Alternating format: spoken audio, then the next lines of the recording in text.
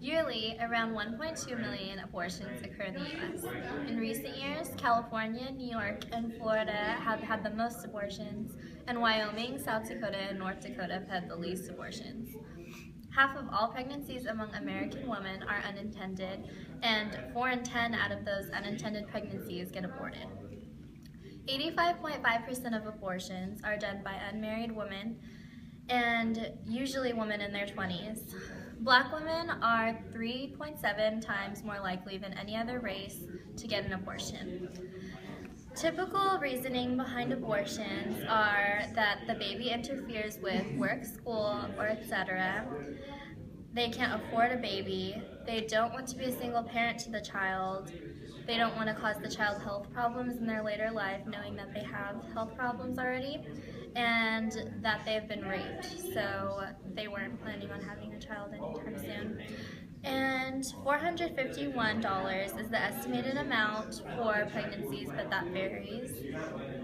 And abortions can be performed 8 weeks in, medicated, and 22 weeks in with suction and dilation. So there's two sides to the abortion argument, which is pro-life and pro-choice. Pro-life is the anti-abortion movement, and pro-choice supports the idea of giving women a choice in their pregnancy. And pro-life is against the idea that it's legal in the United States. And protesters outside Planned Parenthood go daily to show that it's really not, like, it's not justified. But are these people really willing to provide the help to raise these kids?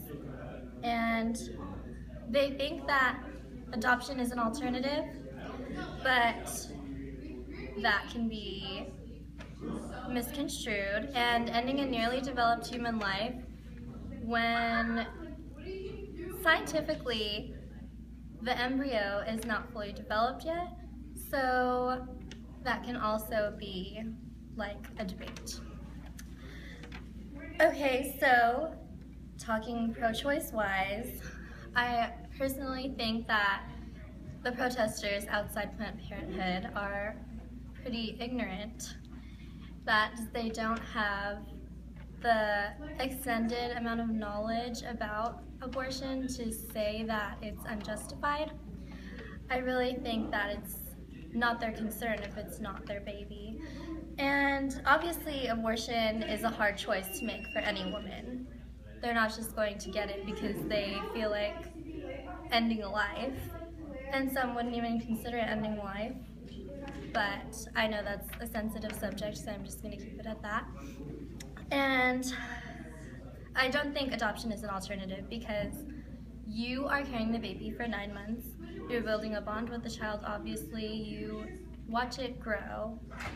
And some children remain in foster care the entire life, getting poorly treated, barely getting by, and being alone. Financial stability is the most important thing when considering having a baby. And if you weren't even considering it, of course, you're not going to be like fully financially stable as you should. And sometimes that's okay, sometimes you're able to get by, but sometimes you're not, and you can't even provide for yourself. And that's the most important thing when dealing with that. And when you don't have support, you don't have a family or a partner, it would make it nearly impossible to do it on your own. Who's going to watch your kid while you're at work? Sure, there's babysitters, but how do you afford the babysitters without work? It really is a struggle. And personally, I think that it's not a heartless ordeal, because getting an abortion sticks with you, and it's a hard decision to make. Everyone who's done it has obviously had their reasons. They're not just going to do it for no reason. And I know when people get abortions that it's like something that sticks in their mind, like in the back of their mind, like throughout their life. It's not just an easy decision to make. So calling them heartless and saying that it's an unjustified thing that anybody does just because is so ignorant. Like, obviously they have their reasons, obviously it's hard for them. Making that assumption is just really really mean. Women also are not in good health sometimes, and that could put a really big damper on things.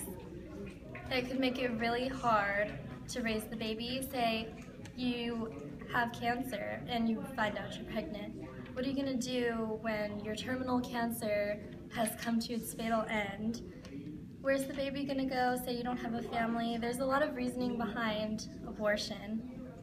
And also, a big thing that has been controversial for a while is that rapists have the right to custody of a child of the woman that they raped. And I think that's just really disgusting. But they do, they have the right to file for custody. And if they're raping women, I'm pretty sure they wouldn't be good to take care of a child, but that's just an assumption I'm making. Okay, so I think all in all, taking away the right of abortion is taking away the freedom of women. You're neglecting the needs of women throughout society. And providing life is one of the greatest responsibilities you have as a woman, and that should be taken on when you're ready for it.